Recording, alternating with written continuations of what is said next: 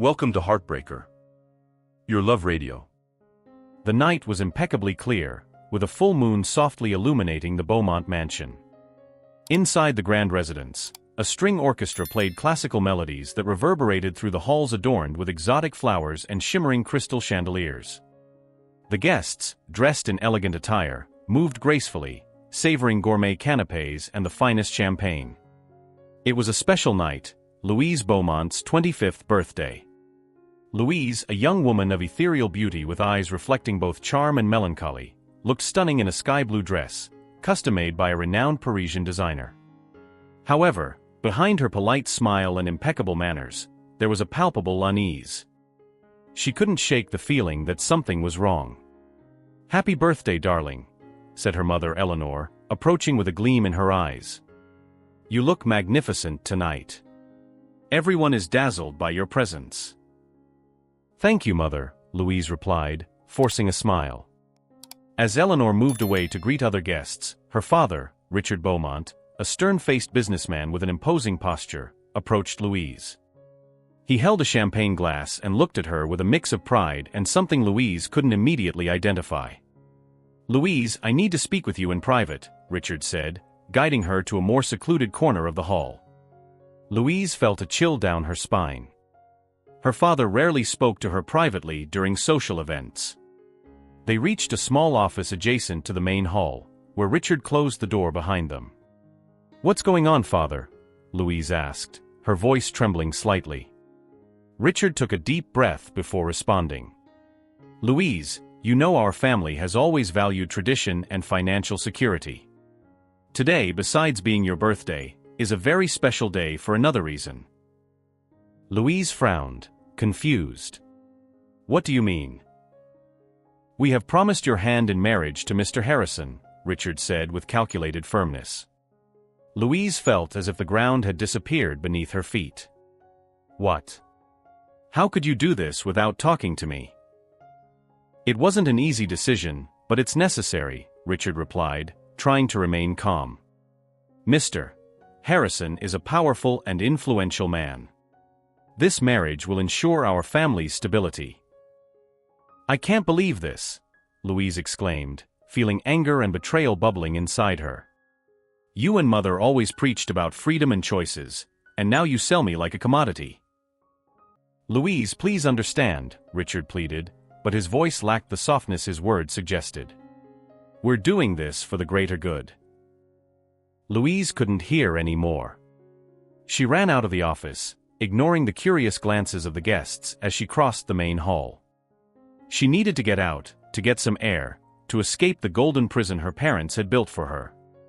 She ran to the garden, where the soft lights and the fragrance of night flowers failed to calm her racing heart. As she ran, she bumped into Antonio, a young waiter carrying a tray full of champagne glasses. The glasses fell to the ground, shattering into 1,000 pieces. Antonio, surprised, looked at Louise and saw her face marked by anguish. "Sorry, I didn't see you," Louise said, trying to catch her breath. "It's okay, don't worry about it," Antonio replied, noticing the distress in her voice. Are you all right? Louise shook her head negatively, trying to hold back the tears. Without knowing why, she felt she could trust this stranger. "No, I'm not all right. I need to get out of here." "My name is Antonio," he said gently. "Can I help with something?" Louise looked at Antonio, and for the first time that night, she felt a small spark of hope. "I need to get out of here. Can you help me escape?" Antonio hesitated for a moment, considering her request. "Come with me. Let's get out of here before anyone sees us." They finally reached a side gate leading to a quieter street. Antonio opened the gate and let Louise pass first. Adrenaline was pulsing through her veins as she distanced herself from the party. When they finally found themselves out of the mansion's reach, Louise stopped to catch her breath. "Thank you, Antonio. I don't know what I would have done without your help." "No need to thank me," he replied with a gentle smile. "You seem to need an exit, and I was in the right place at the right time." "Where do you want to go?" he asked. I don't know. I just need a place to think, Louise replied, still trying to process everything that had happened. Actually, I don't know where to go, she confessed, feeling vulnerable. I can't go back home. I live nearby. If you don't mind a simple place, I can offer you shelter for the night, Antonio suggested with a gentle smile. Louise felt relieved by the offer. It was the first time that night someone had offered her help without ulterior motives. I accept. Thank you, Antonio. They walked in silence for a few streets until they reached a small apartment. Antonio opened the door and invited her in. The place was modest but cozy, with musical instruments scattered around. Sorry for the mess. I'm a musician, and sometimes the apartment looks like this, he said, a bit embarrassed. Louise looked around, admiring the simplicity and authenticity of the place. She sat on the couch and took a deep breath, feeling safe for the first time that night. It's perfect. Thank you for helping me, Antonio. I don't even know how to thank you. He sat next to her, offering a glass of water. No need to thank me. I just did what any decent person would do. But if you want, you can tell me what happened. Maybe I can help in some other way. Louise hesitated for a moment, but decided she needed to vent. She told Antonio about her parents, the arranged marriage with Mr. Harrison, and how she felt betrayed and imprisoned. Antonio listened attentively, not interrupting, just offering a sympathetic ear. When she finished, he sighed. That's really terrible, Louise. No one should be forced to marry against their will. Louise felt warmth in her chest at Antonio's words. It was comforting to know she wasn't alone. I don't know what to do. My parents have always controlled my life, and now this.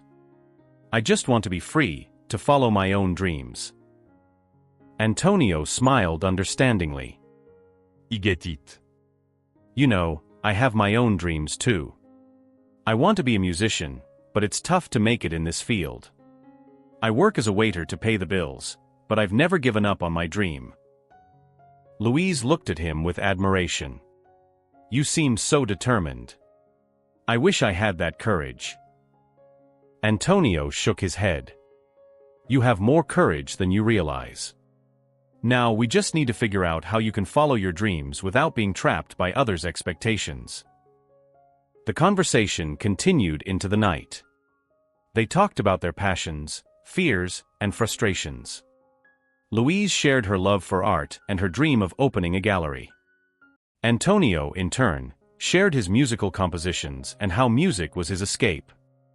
I'd love to hear your music someday, Louise said, feeling a growing connection with Antonio. He smiled shyly. I'd love to show you. You can stay here as long as you need. Louise felt a deep gratitude for Antonio. He not only helped her escape, but also made her feel valued and heard. Thank you, Antonio.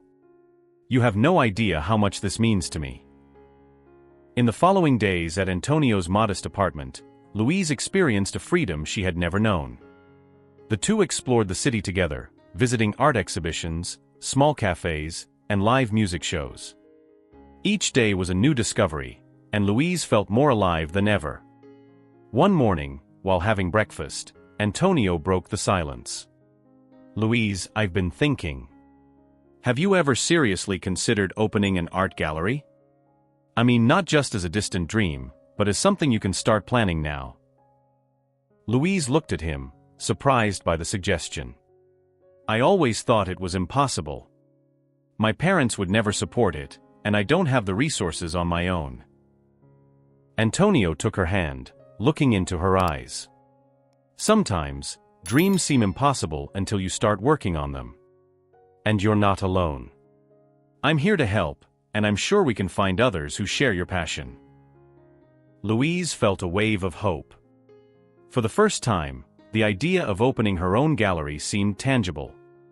I would love that, Antonio. But where do we start? He smiled, excited. Let's start with the basics. We can look for a small space, maybe something we can transform. And we can also look for local artists who want to showcase their work. I have some musician friends who would love to play at art events. Louise's eyes sparkled with the possibility. The vision of a lively, creative art gallery began to take shape in her mind. That sounds amazing. The two spent the next few days exploring artistic neighborhoods, visiting studios, and meeting other creatives who shared their passions. With each step, Louise's art gallery became more real. One night, as Antonio strummed his guitar and Louise organized some ideas for the gallery, he stopped playing and looked at her. "Louise, have you noticed how much you've changed since we met?" She looked up, surprised by the question. "What do you mean?" Antonio smiled. "You seem happier, more confident. When I saw you that night, you were scared and lost. But now, you're full of life and have a sparkle in your eyes." Louise reflected on his words. He was right. She felt different, more empowered. "I guess you're right. And a lot of that is thanks to you, Antonio. You showed me that I can be happy and follow my dreams." He nodded. During a musical performance, Antonio approached Louise and said, "Louise, I have something to show you." Curious, Louise followed Antonio to a small makeshift stage. There, he picked up his guitar and started playing a soft, captivating melody. When he began to sing, Louise realized the song's lyrics were about her dreams, her passion, and their relationship. Moved, Louise stepped closer and with tears in her eyes whispered, "Antonio, this song is beautiful. It's about us, isn't it?" Antonio smiled and replied, "Yes, it's about us." They embraced and kissed. The aspiring musician's small apartment had become a refuge where she could finally breathe without the weight of familial expectations. However, this peace was abruptly interrupted by the unexpected visit of a figure from her past, her Aunt Beatrice. Beatrice was an experienced businesswoman, known for her pragmatic and often cold approach. Since her husband's death, she had taken the reins of the family business with an iron hand, turning it into a profitable entity. Her reappearance did not bode well, especially given her history of intervening in family affairs. It was a sunny afternoon when Beatrice arrived at Antonio's apartment. Louise was home alone, painting a picture that expressed her newfound freedom. When the doorbell rang, she opened the door with a smile, expecting to see one of her new artist friends. Instead, she was met with her aunt's serious demeanor. "Beatrice?" Louise asked, surprised, as her aunt entered without an invitation. "We need to talk, Louise," Beatrice said bluntly, looking around the small apartment with a slight expression of disdain. Louise closed the door, feeling a knot form in her stomach. She knew that any visit from Beatrice was accompanied by bad news or family pressures. "What are you doing here?" Louise asked, trying to stay calm. Beatrice sighed and sat on the sofa, adjusting her elegant skirt. She looked directly into Louise's eyes, an expression of urgency on her face. "Your father is in trouble, Louise. Serious financial trouble. The company is on the brink of bankruptcy." Louise felt the ground open beneath her feet. Her father had always been a shrewd businessman, but the idea of his company, which had sustained the family for generations, being in ruins was unthinkable. "How did this happen?" Louise asked, sitting beside her aunt, her face pale with worry. Beatrice hesitated for a moment before responding. "He made some risky investments that didn't pan out. And now, creditors are knocking on our door. If something isn't done soon, he might even end up in prison for debt." Louise felt her heart race. Prison? It was hard to imagine her father, such a proud and respected man, in such a humiliating position. She looked at Beatrice, hoping her aunt would offer a solution. "And what can I do?" Louise asked, her voice trembling. Beatrice took a deep breath, as if about to drop a bombshell. "The marriage to Mr. Harrison is the only viable solution. He has the resources to save the company and keep your father out of prison." Louise felt a chill run down her spine. The arranged marriage to Mr. Harrison was the last thing she wanted. It was a golden prison, the antithesis of everything she had been experiencing with Antonio. But the thought of her father in prison was unbearable. "I can't do this," Louise said, shaking her head. "I can't marry someone I don't love, just for money." Beatrice reached out and held Louise's hand, something rare for her, who had always been distant in terms of affection. "I understand, dear. But sometimes, we need to make sacrifices for our loved ones. Your father has always done everything for you. Now it's your turn to repay." Louise pulled her hand away, standing up from the sofa. She began pacing, trying to find a solution that didn't involve sacrificing her happiness. "What if I get the money another way?" Louise suggested, desperate. Beatrice shook her head. "There's no time. The creditors are pressing. Mr. Harrison is our only hope, and he's willing to help, but only if you agree to the marriage." The mention of the millionaire's name made Louise shudder. She knew Mr. Harrison wasn't a man who had fallen in love with her, but saw the marriage as a beneficial transaction. She could become just another trophy in his collection. "How can you ask this of me?" Louise questioned, her voice choked with emotion. "You've been through this, Beatrice. You know what it's like to be in a loveless marriage. Why would you do this to me?" Beatrice sighed deeply, her eyes filled with a sadness she rarely showed. "Because I don't want to see your family destroyed. I did what I had to do in my time, and I'm asking you to do the same now. Sometimes, sacrifices are necessary to protect those we love." Louise felt a wave of conflicting emotions. On one side was the responsibility to her family, especially her father, who had always been a pillar in her life. On the other was the love and freedom she had found with Antonio. The choice seemed impossible. At that moment, the apartment door opened and Antonio entered, carrying his guitar. He stopped when he saw Beatrice, immediately sensing the tension in the air. "What's going on?" he asked, putting the guitar aside and approaching Louise. Louise looked at him, her eyes filled with tears. "My father is in financial trouble. They want me to marry Mr. Harrison to save him." Antonio frowned, feeling the weight of the situation. He looked at Beatrice, recognizing the gravity of the request. "And you think that's fair?" he asked, his voice firm.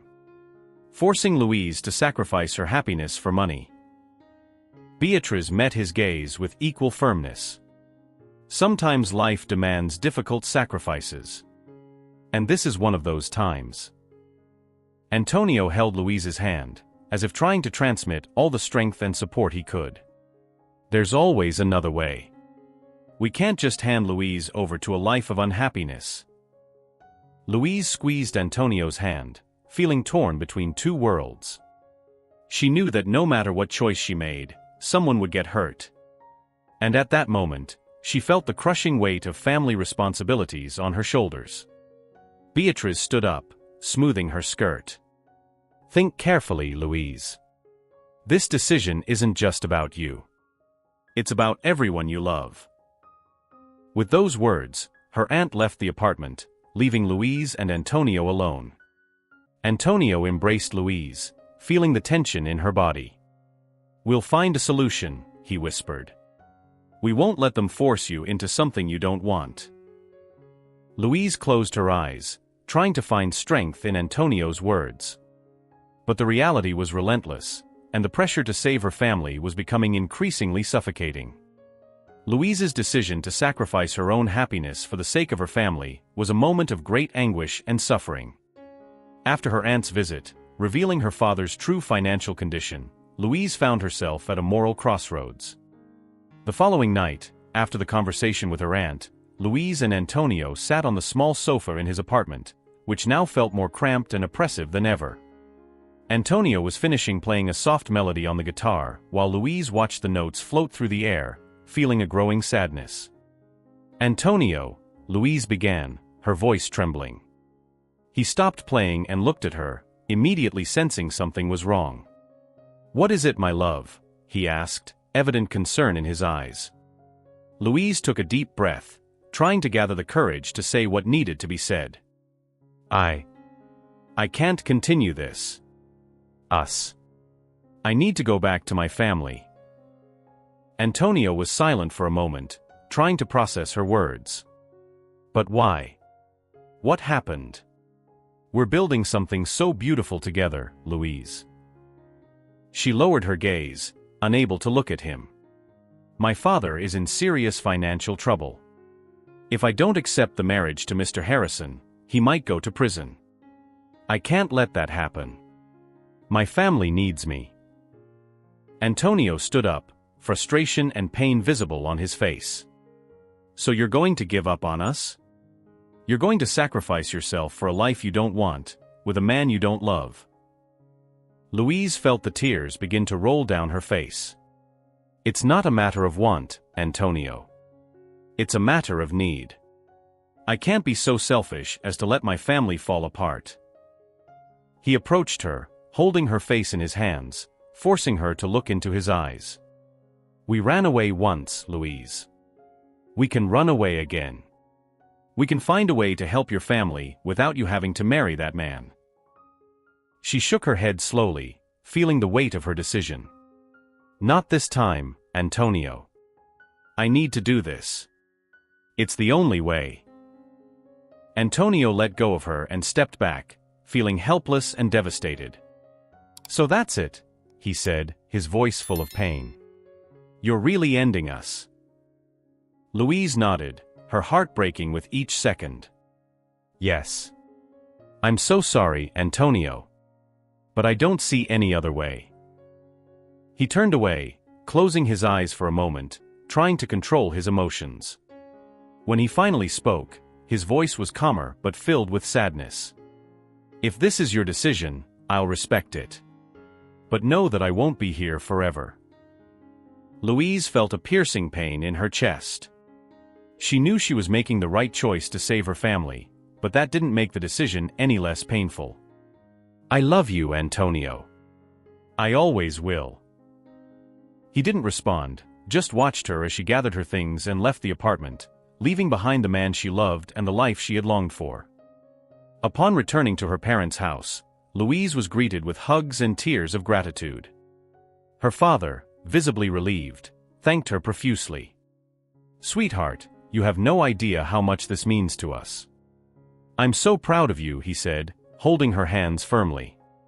Louise forced a smile, hiding the pain she felt. I know, Dad. I know. Preparations for the wedding with Mr. Harrison began quickly. Louise felt like a puppet, moved by forces beyond her control.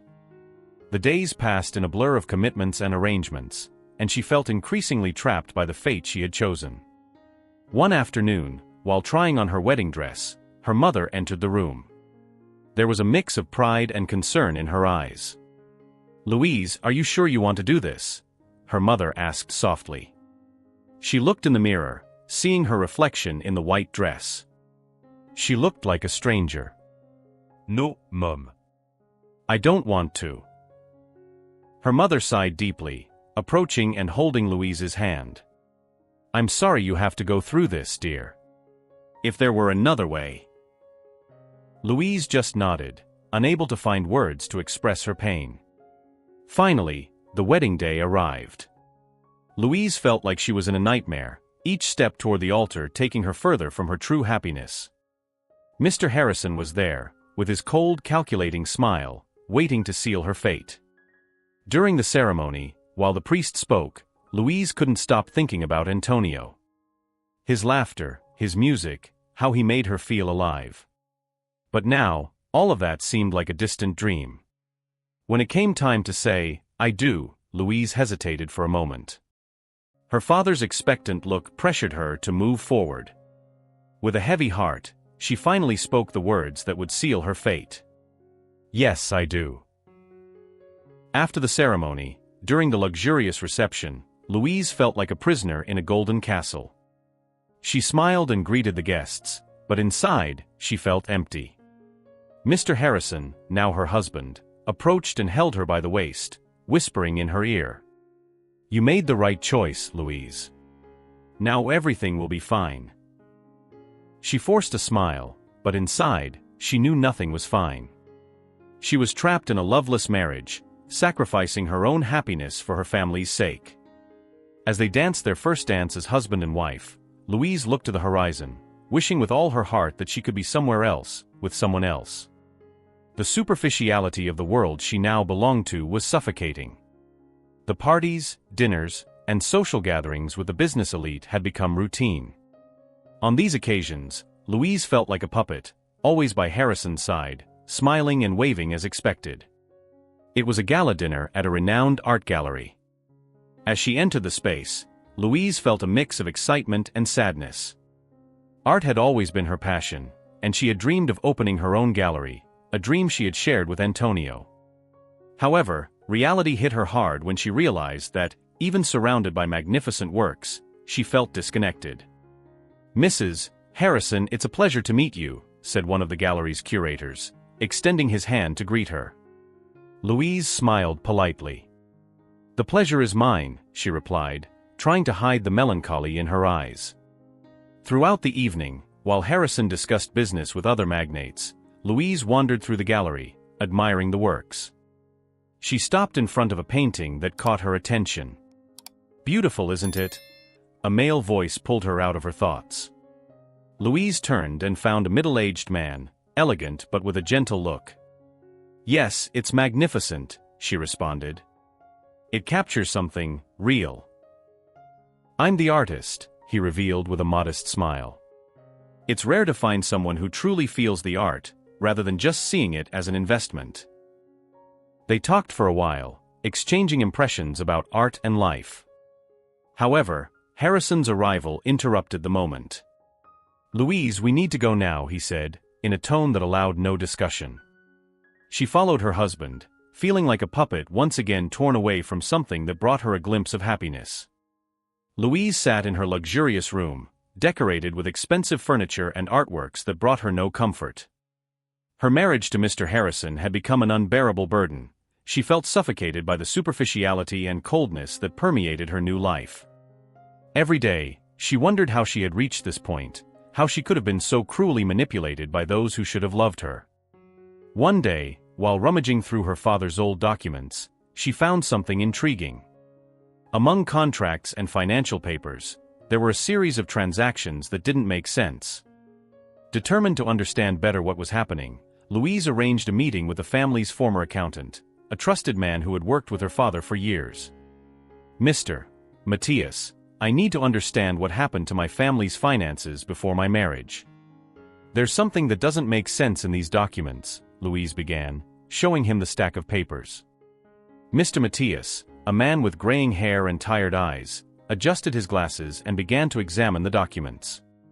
After a few minutes, he sighed deeply. "Louise, I always suspected something was wrong, but I never had concrete proof.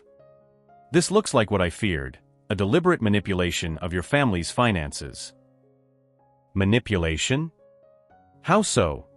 Louise asked, her heart beating faster. "You see, these transactions were made to appear legitimate, but they systematically drained your family's resources. Whoever did this knew exactly what they were doing," the accountant explained. Louise felt a chill down her spine as she connected the dots. Who would have the knowledge and motivation to financially ruin her family? Suddenly, the answer seemed too obvious. Mr. Harrison. "It was him, wasn't it?" Louise whispered, almost not believing it. "It's a possibility, Louise. He certainly had the means and the motivation for it," Mr. Matthias confirmed. Louise left the accountant's office with a mix of anger and determination. She knew she needed to confront Mr. Harrison and uncover the whole truth. That very night, she entered his office, an opulent space exuding power and arrogance. "We need to talk," she said, trying to stay calm. "What is it, dear?" "Something wrong," Mr. Harrison replied, not lifting his eyes from the documents in front of him. "I know what you did to my family's finances. You ruined us on purpose to force me to marry you," Louise accused, her voice trembling with emotion. Mr. Harrison finally looked up, a cold smile forming on his lips. "You're smarter than I thought, Louise." "So what? What are you going to do about it?"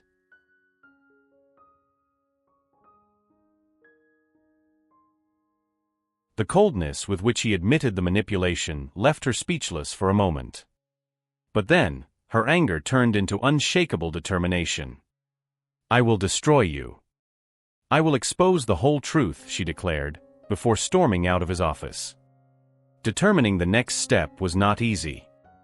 Louise knew she would need help to face such a powerful man. She decided to seek out Antonio, the only one who had always been by her side. The village where Antonio had moved was an artistic haven, a place where musicians, painters, and poets found refuge and inspiration. It was there that Louise found him. As she and Antonio were talking, a voice emerged. Antonio? "I didn't expect to find you here." Antonio looked up, surprised. Elena?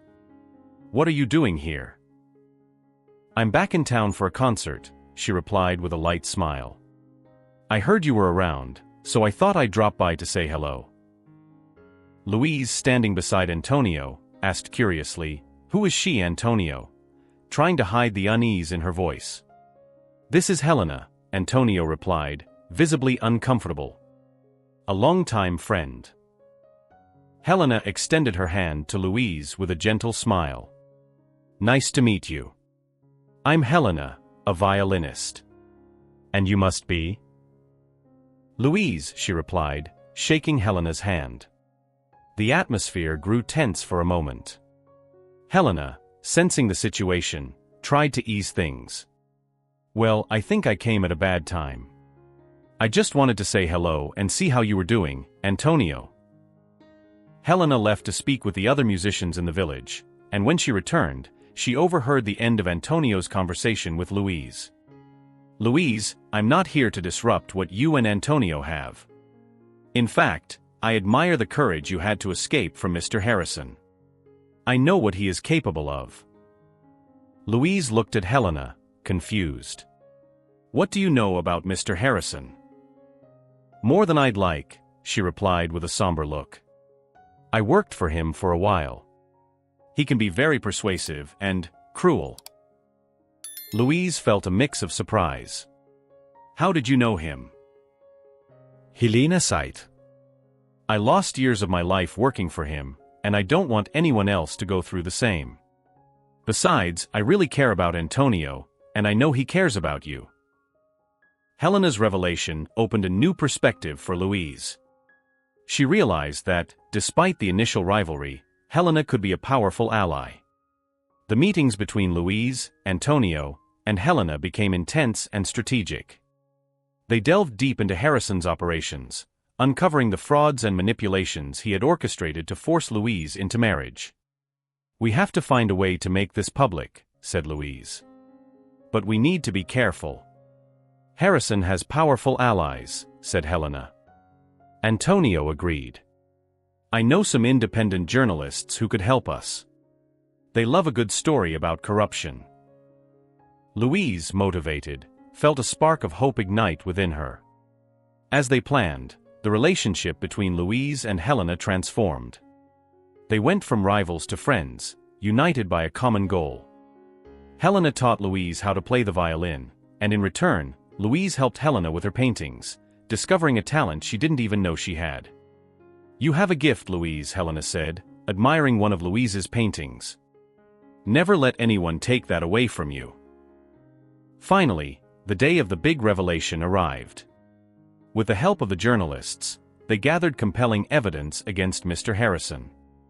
At a press conference, they exposed all the frauds and manipulations he had committed. Louise faced Mr. Harrison for the last time. "You thought you could control me, but you underestimated my strength and the friends I found," she said firmly. Mr. Harrison, furious and powerless, had no choice but to accept his defeat.